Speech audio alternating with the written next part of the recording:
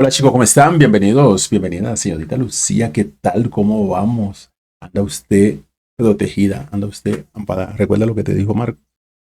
¿Qué está pasando contigo, Marco? Marcos me está funando. Marcos se pasa viendo que yo lo llevo en la buena. No mentiras. Bueno, chicos, hoy traemos un video bastante interesante. Yo creo que más de uno nos va a dejar como con la boca abierta y ya han surgido hipótesis, ¿no? Sobre este tema. Pues resulta que en el canal de Mexican Family, Víctor hizo un análisis sobre las 4 maneras de recuperar el territorio que Estados Unidos le robó a México.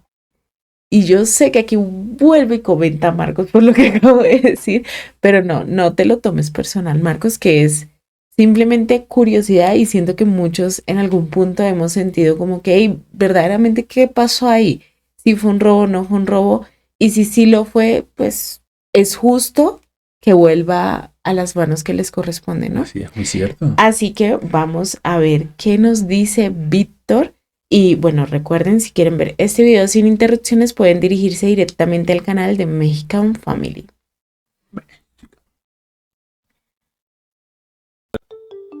Estados Unidos es el tercer país más grande del mundo y una de las 10 principales potencias mundiales.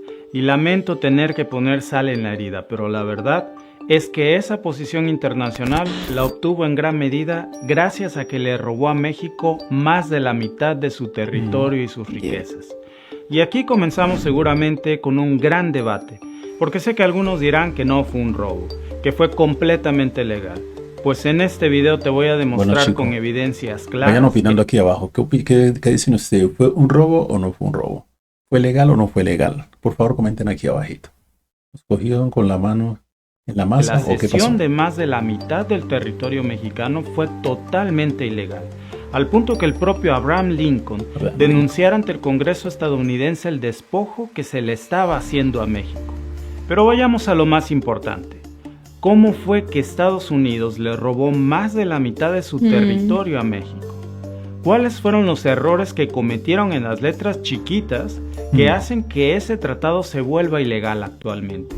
Y si es ilegal, ¿qué pasaría con todos los mexicanos que viven ilegalmente en Estados Unidos? Muy buena ¿Y pregunta. qué tendría que hacer México para recuperar de vuelta todo lo que le fue robado? En este video te lo voy a decir. Yo soy Víctor y esto es de Mexican Family. Víctor. Abrazo para Víctor. Pero antes quiero que veas esto. Todo lo que ves en amarillo era el mapa del virreinato de la Nueva España en 1810, justo en el año en que iniciaba la independencia de México. Para ese momento, la entonces Nueva España era dueña de casi todo el territorio de Estados Unidos. De hecho, ese pequeño rincón gris claro que ves en el mapa era Estados Unidos. Es increíble cómo pasaron de ese pequeño territorio a este enorme territorio. Pero de eso vamos a hablar en otro video. Ahora, este era el mapa de México cuando logró su independencia en 1821.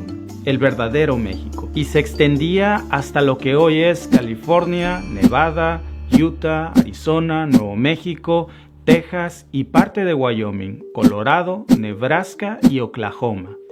Y para entender mejor si la bondadosa cesión de más de la mitad del territorio mexicano a Estados Unidos fue legal y válida, analicemos el contexto histórico.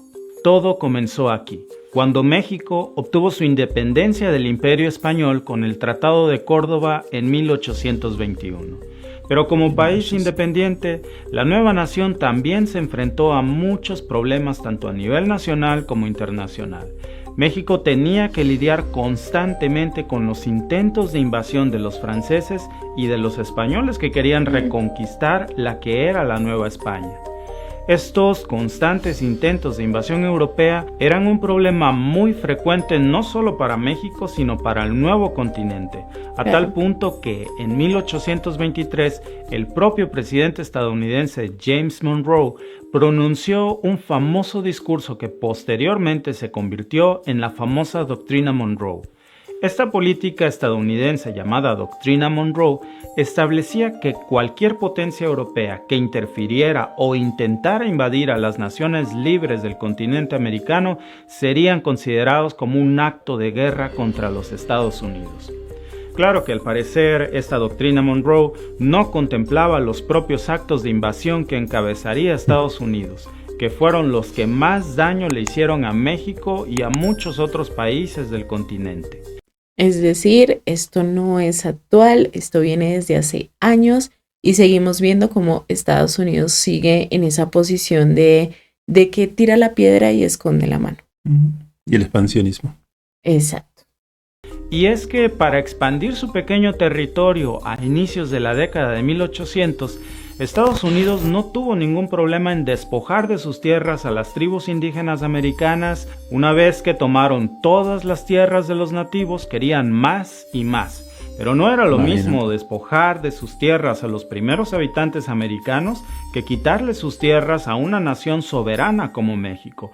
Para eso se necesitaba no solo el apoyo del Congreso estadounidense, también necesitaban un buen pretexto. Y aquí es donde aparece el infame James Knox Polk, el 11º presidente de Estados Unidos, que se fijó como objetivo original quitarle a México este territorio que se llamaba Alta California, que era una zona portuaria muy importante y que es lo que hoy conocemos como Los Ángeles, San Diego y San Francisco. Pero había una razón mucho más grande por la que Polk quería quitarle a México Alta California, y es que allí se habían descubierto grandes yacimientos de oro, y aunque México había intentado ocultarlo para alejar a Estados Unidos de la fiebre del oro, cuando el presidente Polk se enteró, envió a una delegación estadounidense en 1845 para ofrecerle al gobierno mexicano $25 millones solo por Alta California. Obviamente era una cantidad absurda de dinero para la época era mucha plata. El valor de las minas de oro californianas. Así que México se negó a firmar. Pero eso se la supieron jugar. Millones, aunque unos... O sea, como quien dice, nosotros le ofrecimos a usted un trato justo en donde usted iba a tener su platica, nos entrega el territorio por las buenas y no quisieron. O sea, no había más de otra. O sea, sí o sí se tenía que hacer lo que ellos dijeran. Fuerte. Meses más. Chico, con todos esos videos, ¿cómo aprende uno? ¿Ya? Es una cosa impresionante. O sea, cosas que nosotros no sabíamos. Son cosas... Bueno, aunque ya habíamos visto un poquito de la historia y todo eso, pero no como tan a fondo. Porque pues muchas veces cuentan como el episodio, pero no detallan muy bien. Entonces uno no logra entender muy bien cómo sucedió todo. Ajá, exacto. Gracias, Víctor.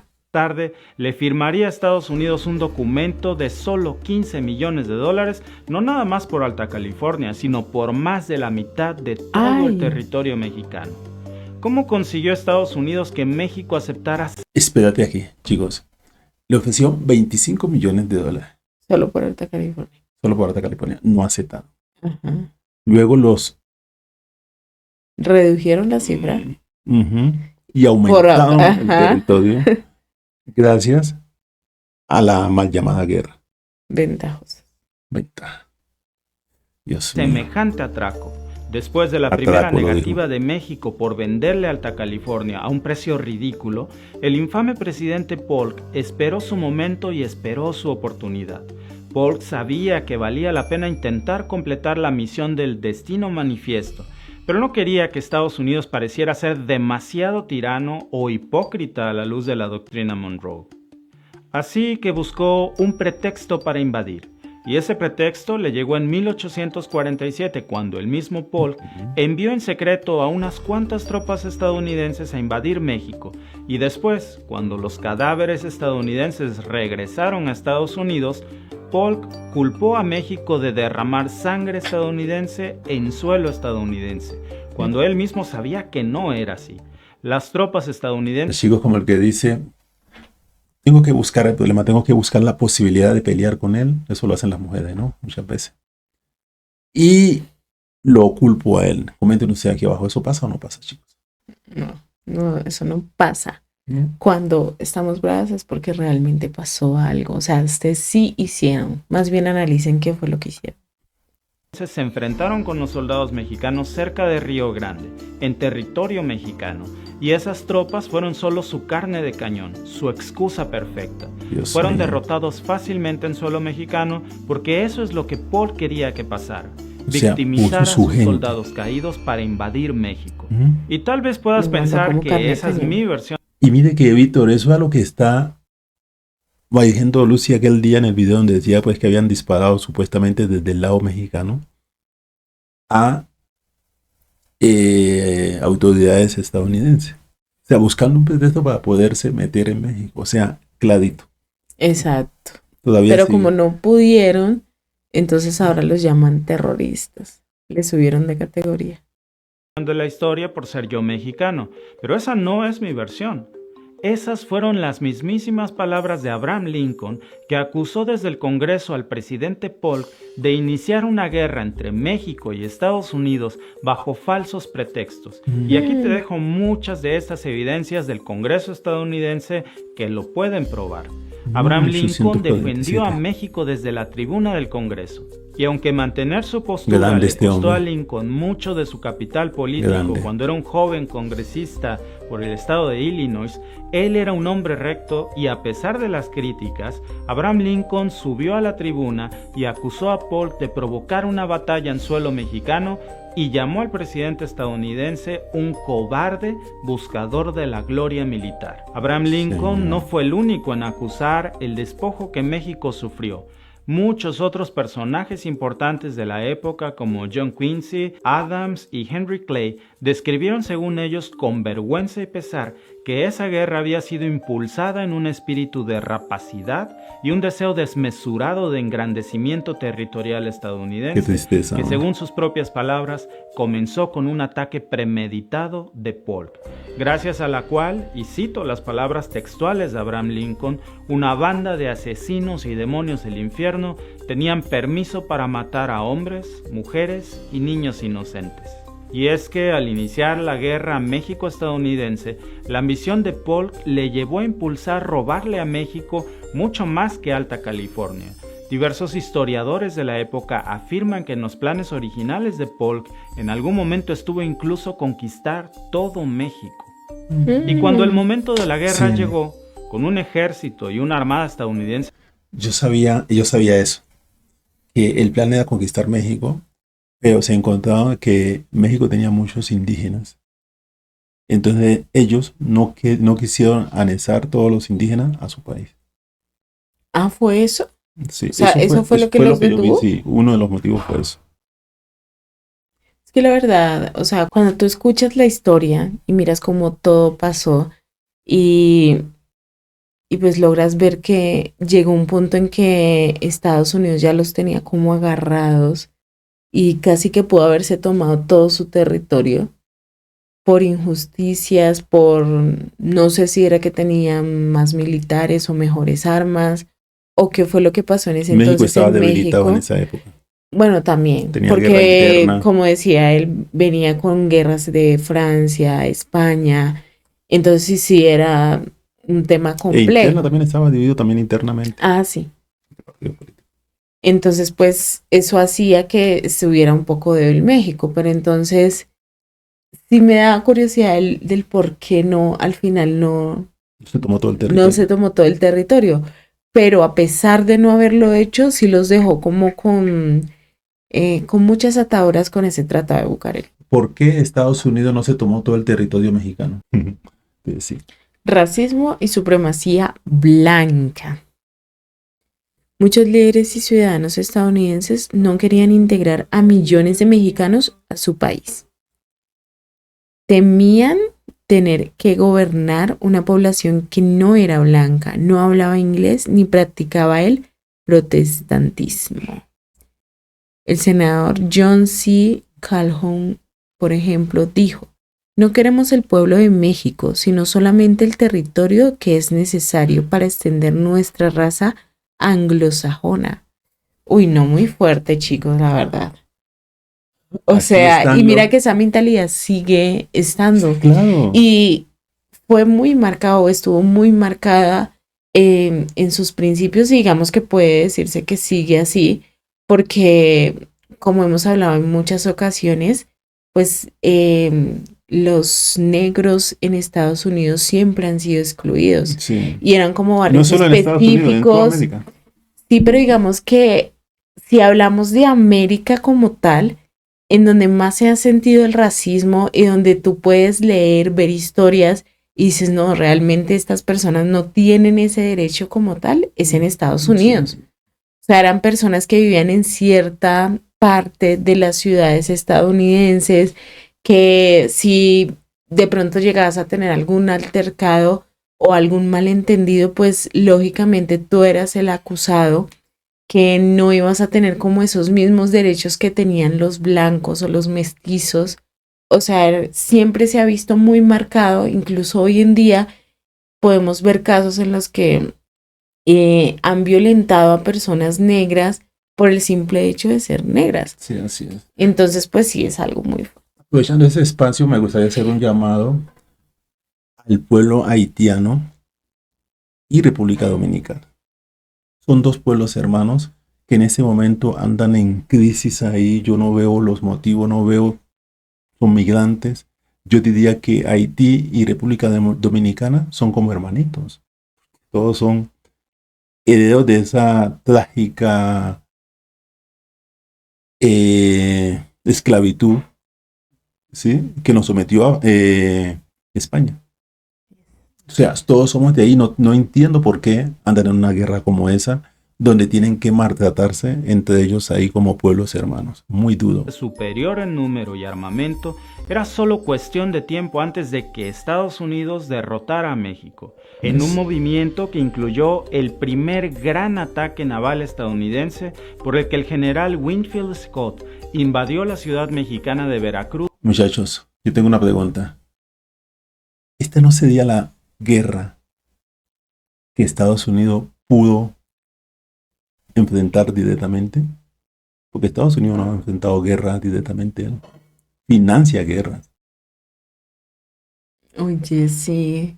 Financia, pero que enfrente la Pero guerra. mira que a pesar de que supuestamente enfrentaron esta guerra, no es que haya sido en su territorio No, tal, no. fue en el territorio mexicano.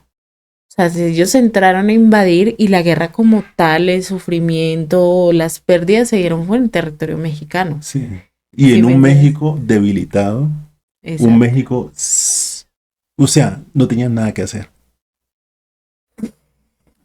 Dios mío. Desde el mar, en lo que representó la operación anfibia más grande de Estados Unidos hasta la Segunda Guerra Mundial. ¿Ves? La Marina norteamericana usó botes de surf especialmente diseñados para transportar a más de 10,000 soldados estadounidenses que estuvieron en las playas mexicanas en solo 5 horas.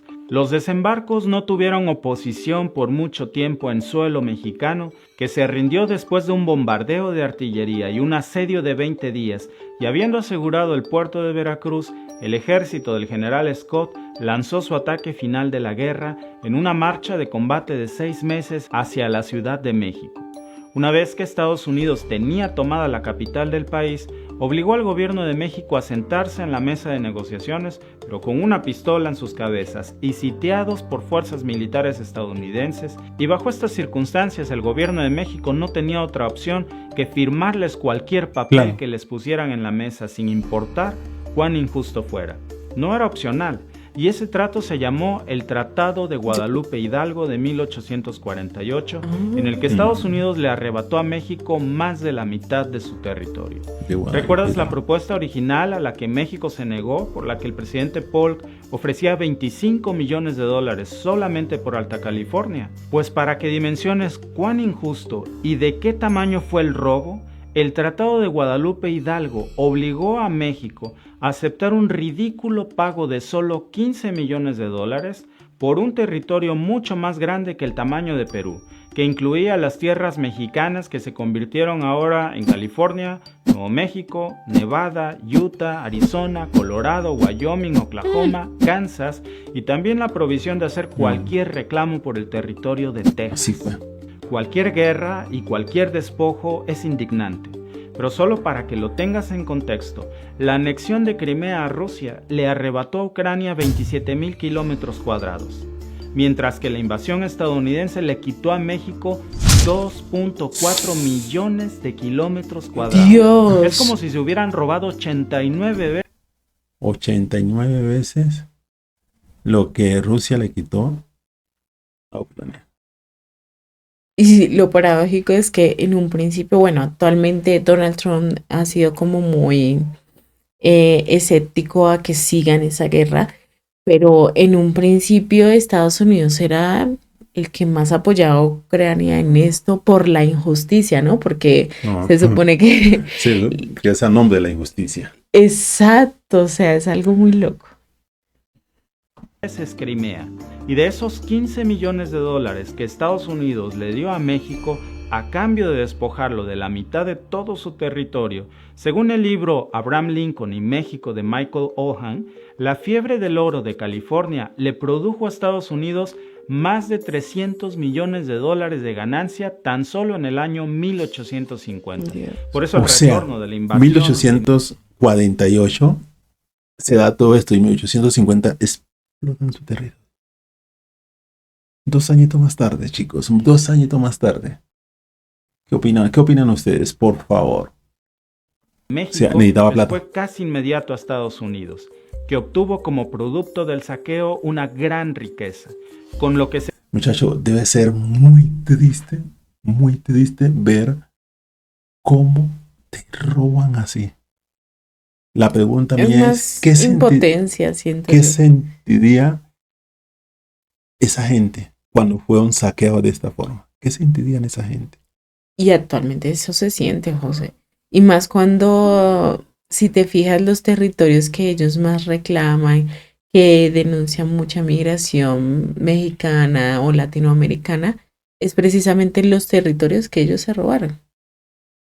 O sea, es algo muy loco que tú exijas respeto a tu soberanía sobre unos territorios que al fin y al cabo robaste vilmente. ¿Sí? No, Que prácticamente pusieron sobre... y o sea, derramamiento de sangre, Lucy. mataron a gente inocente, se aprovecharon de que el país estaba pasando por una crisis muy fuerte y simplemente cogieron lo que más pudieron. Duro, muchacho.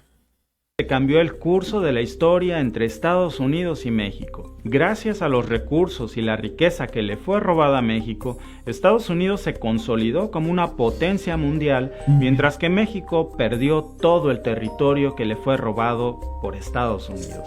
Muy duro, chico. Muy duro. Ahora, ¿qué pasaría si yo te dijera que ese tratado que se firmó en 1848 no es válido según las normas del propio derecho internacional?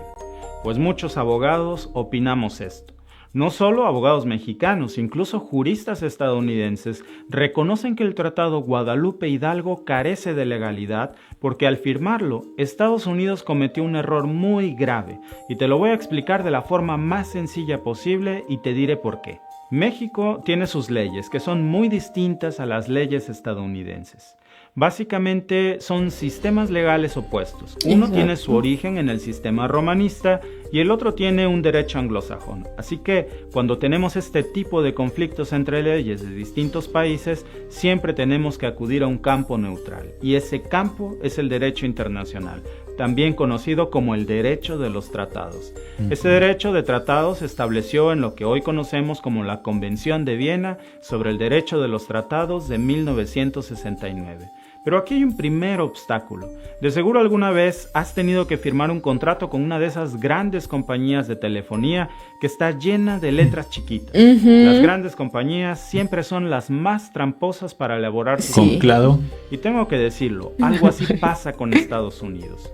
Resulta que no es posible aplicarle a Estados Unidos directamente las disposiciones de la Convención de Viena porque, aunque Estados Unidos sí firmó la Convención de Viena, nunca la ratificó. Para entenderlo mejor, es como si tú y yo hiciéramos un trato de palabra, pero cuando me pasaras el contrato, me niego a firmarlo. En teoría te dije que sí, pero en los hechos nunca me obligué a nada. Así pasó con Estados Unidos y la Convención de Viena.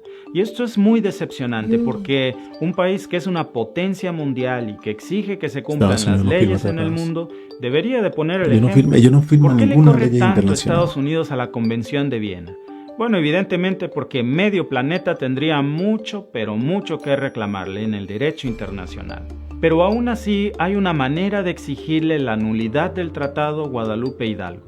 Y es que hay una excepción a la regla. Durante la conferencia que dio lugar a la famosa Convención de Viena, se reconoció que muchos aspectos, en realidad, de la Convención solo reconocían normas que ya existían en forma de costumbre en el derecho internacional. Y de esta forma, aun cuando Estados Unidos no haya ratificado la Convención, se le puede exigir el cumplimiento y el respeto de costumbres y normas internacionales que fueron reconocidas por la Convención de Viena. ¿Cómo cuáles? Bueno, la Convención señala específicamente en su artículo 52 que un tratado es nulo cuando se celebra recurriendo a la amenaza o al uso de la fuerza en la violación de los principios contenidos en la Carta de la ONU. Y aquí es donde Estados Unidos cometió un gravísimo error en la redacción del tratado, porque es más que evidente que el documento que Estados Unidos obligó a México a firmar está lleno de amenazas y con el uso de la fuerza. Desde su segundo párrafo comienza citando las calamidades de la guerra y en su artículo 3 prácticamente condiciona que la única manera de que Estados Unidos retiraría todas sus tropas y liberaría los puertos y las aduanas mexicanas era una vez que México ratificara ese contrato leonino. Chicos, ¿lo escucharon ustedes? Y el pago del rescate era la... ¿Lo escucharon? Se retirarían, pararían la guerra única y exclusivamente si se firma. Si no, y hubieran avanzado. Al final se hubieran arrepentido en decir que no querían una mezcla entre indígenas y gringos. No, pero si ellos ya habían afirmado esto, muy posiblemente no lo hubieran hecho, sino que en el momento, o sea, yo también me pondría en la posición de pronto de esos líderes mexicanos que estaban en su momento. Veo que internamente, como tú decías, hay peleas, hay conflictos, hay diferencias. Por otro lado, tenemos también el ataque de Europa, específicamente de Francia y de España, queriendo España de recuperar lo que supuestamente era de ellos, ¿sí? Y Francia queriendo apoderarse de lo que era supuestamente España, ¿sí? Entonces vienes de esas guerras, hay una guerra interna, tu hermano, tu vecino, que debería ser el que te apoye, viene y te mete presión como que usted me da o seguimos en guerra, nosotros también seguimos avanzando este conflicto. Pues tú dices, o sea, casi no tengo hombres, el armamento, mi gente, mi población, pues yo pienso que de pronto en ese momento sí había como esa presión de, bueno, ¿qué hago? Si sigo con esto, continúo y me paro en la raya, puede ser que al final termine perdiendo todo mi territorio o termine perdiendo mucha más gente que está luchando por mantener nuestro territorio, pues prefiero firmar y ganarme un poquito de la plata a que él siga, arrase con todo y terminemos jodidos. O sea, sí es como pensar en eso, pero de verdad que... Pensó en las vidas. Yo creo que no hay que culpar a esas personas, pensó en las vidas.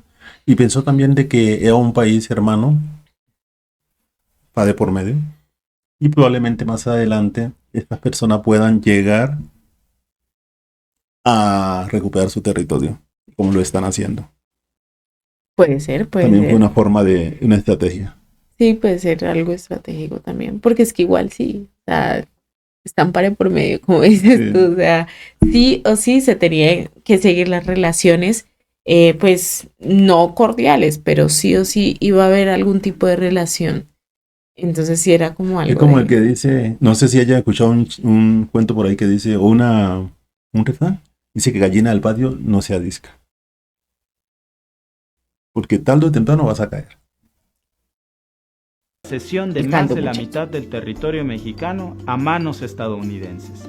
Por eso es evidente que de aplicarse el artículo 52 de la Convención de Viena, todo lo que Estados Unidos le robó a México mediante ese acuerdo sería nulo.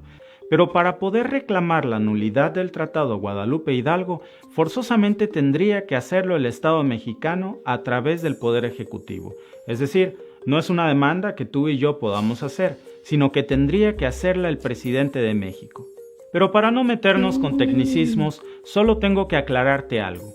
Aun cuando jurídicamente sí es posible anular ese contrato abusivo que le hicieron firmar a México, eso no significaría que Estados Unidos devolvería el territorio perdido, porque los tratados internacionales sobre fronteras establecen que una vez acordada una frontera, esta se tiene que mantener. Pero aun cuando la devolución del territorio robado no sería una de las consecuencias directas de la terminación del Tratado Guadalupe Hidalgo, sí existen otras maneras de compensar a México, que podrían sentenciarse y que francamente serían muy importantes no solo para el país, sino para cientos de mexicanos que se encuentran viviendo en Estados Unidos sin un...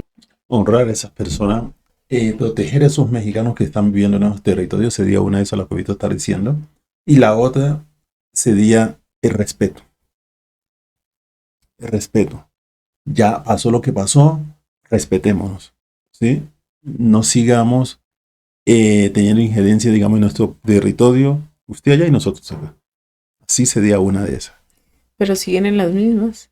Siguen opinando en los que nadie les ha dado el voto para que opinen. O sea, yo no sé la verdad cómo funciona la mentalidad estadounidense, pero en todo quieren vivir metidos y pues no es que ayuden de a mucho. Más bien van por su tajadita, por qué puedo recuperar o qué puedo tener yo de esto. Porque es que nadie te va a dar plata para que inicies una guerra o para que sostengas una guerra sin algo a cambio. Y por más de que digan, no, es que me está prestando, no. Ellos nos dan, no dan nada sin Además de que México podría recibir una cierta cantidad económica como compensación que seguramente ascendería a una cifra exorbitante. Solo piensa en esto.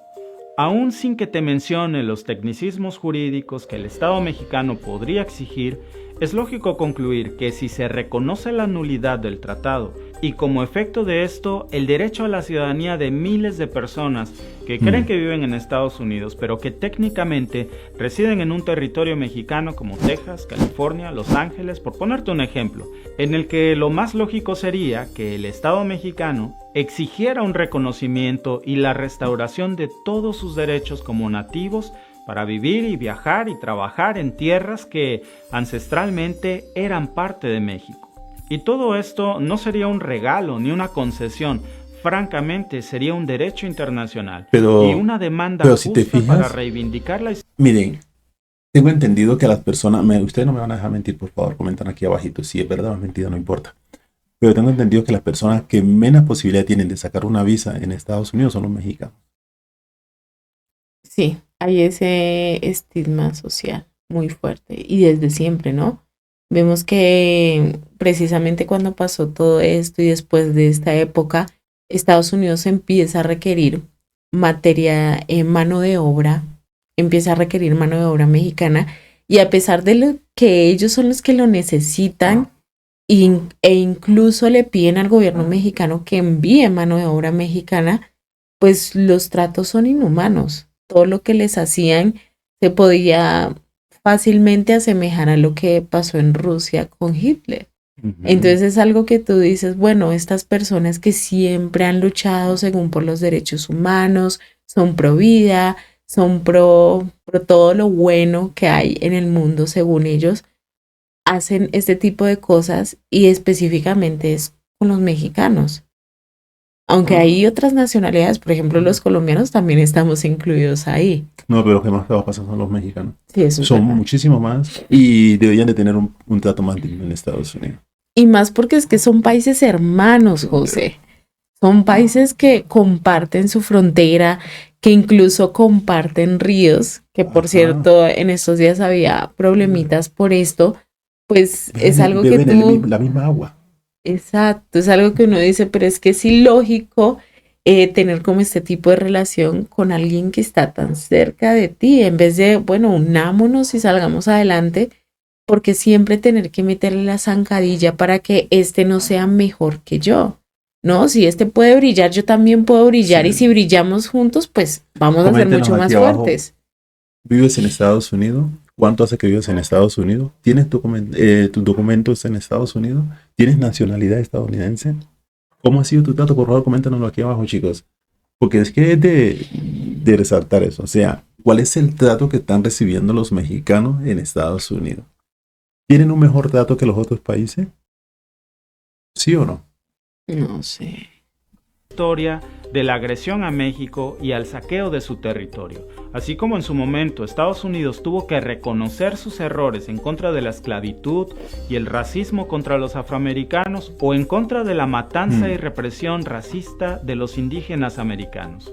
Para nosotros los mexicanos, esta sería la oportunidad de una reconciliación histórica con los territorios que alguna vez fueron nuestros, y aunque nunca los veremos de vuelta, al menos podríamos exigir el reconocimiento al derecho de vivir dentro de sus tierras para cientos de mexicanos, miles de mexicanos a los que se les llama ilegales en una tierra robada. Déjame tu opinión en los comentarios, y si te ha gustado nuestro contenido, suscríbete al canal. Yo soy Víctor y te veo en el próximo video. No, la reflexión que hace Víctor Al es muy final, fuerte, sí. y la verdad sí es triste. O sea, pensar que en algún momento de la historia ese fue tu territorio, el de tus ancestros, el que con tanto esfuerzo ellos intentaron construir para que en un futuro tú tuvieras como Esa eh, libertad. exacto, pero también que tuvieras esas oportunidades para salir adelante y ver surgir tu tierra, y que lleguen unos aparecidos que traten de robar lo que más puedan, y después cuando tú intentas ganarte la vida legalmente, Dentro de su o propia sea, tierra. sí, Qué o tristeza. sea, cuando tú intentas realmente tratar de salir de pronto de situaciones que no te permiten salir, tu país de pronto no te da esas oportunidades, y llegas supuestamente a un territorio ajeno o extraño que en algún comienzo fue tuyo porque ahí vivían tus ancestros, y eres tratado de esa manera como tan denigrante, tan maluca, perseguido, acusado, Esclavizado. muy fuerte. O sea, la esclavitud todavía sigue igual intacta, muchachos. Somos hijos de... Somos los nadies. Somos los nadies. Chicos, bueno, espero les haya gustado muchísimo este video. Los invitamos a que se suscriban, activen la campanita, compartan y comenten muchísimo. Aquí abajito, denos su opinión. No sé, yo pensaba que era el Tratado de Bucareli, pero ya que me acordé, el Tratado de Bucareli fue un poco más adelante, o fue por esos mismos tiempos. Y esto fue en 1948, sí. 48. 1948. Y eso fue en 1923. O sea, primero se firmó el Tratado de Bucareli. Primero les ataron las manos para que no pudieran pelear en un futuro. O sea, qué macabro, José.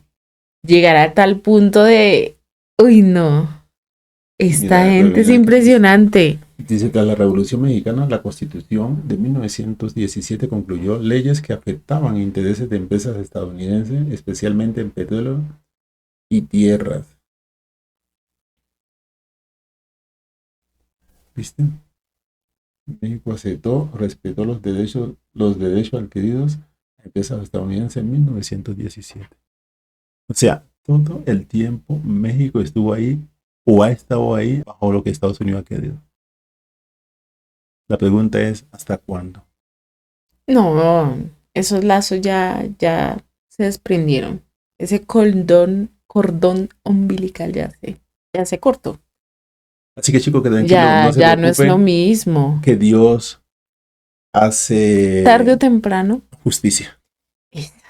Así que un abrazo, no olviden suscribirse, visitar el canal de Víctor y Alba.